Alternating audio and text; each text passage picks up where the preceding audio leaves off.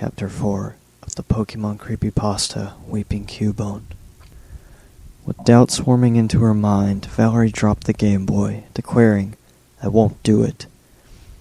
As she faced the eyeless Hypno with her arms crossed, its smile did not wither as it watched the pendant twirl about on its finger. "Is that right? Well, that's too bad." With a flick of its wrist, the spirit lifted Valerie into the air and forced her to follow it to a less secluded area. Slowly raising one of its furry hands across its face, two eyes appeared where the empty eye sockets once were. Valerie and the spirit were now by a small park near the woods. Some children were playing on an old swing set. A few parents sat on a bench, clearly more focused on their chatter than their children. There was a young girl by herself in a sandbox far from the bench. Valerie noticed the Hypno watching her, and inhaled deeply to call out and warn her. With the gentle touch of his finger, she lost all control of her body and the ability to speak. "No interfering.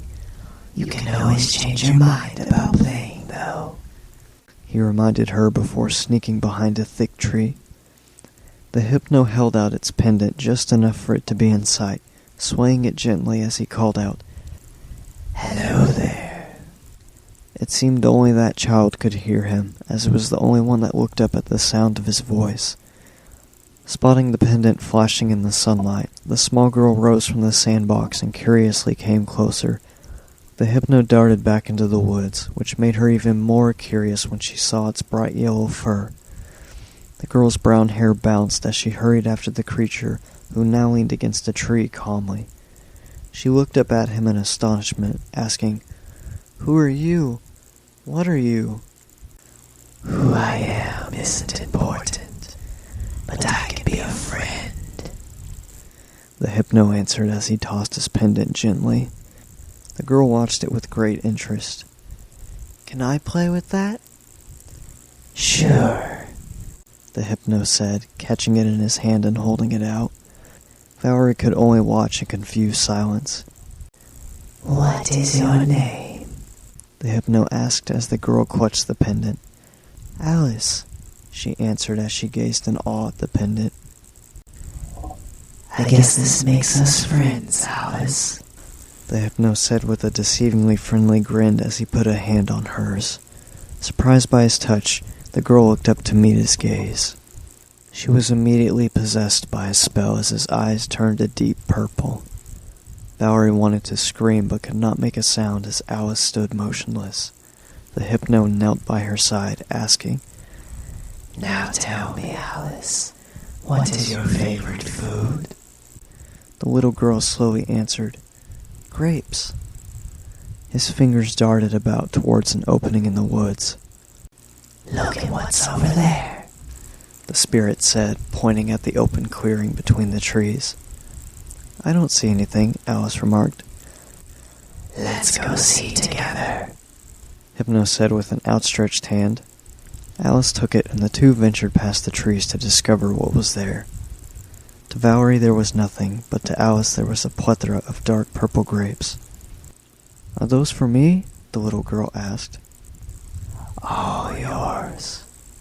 She hurried over to the pile of enticing fruit and sat down by it, popping some grapes into her mouth. "They're delicious," she said happily. "Good," the Hypno said with a smile as he slowly followed her. Bringing Valerie closer to them, he said, "This is your last chance. Hope you're having second thoughts." The young woman noticed now that they were right by the river she had seen the dead little boy at. Hypno sat by the ravenous little girl, asking, "Do you like to swim, Alice?" Her mouth too full to answer, Alice nodded as the spirit brushed her hair gently with its fingertips. "Well, let's see." The Hypno clamped a strong hand down on her head. "Just how well you can swim." "No, wait!" Valerie cried just as he was about to throw her into the raging water. Lowering her head in frustration, she muttered, "I'll do it."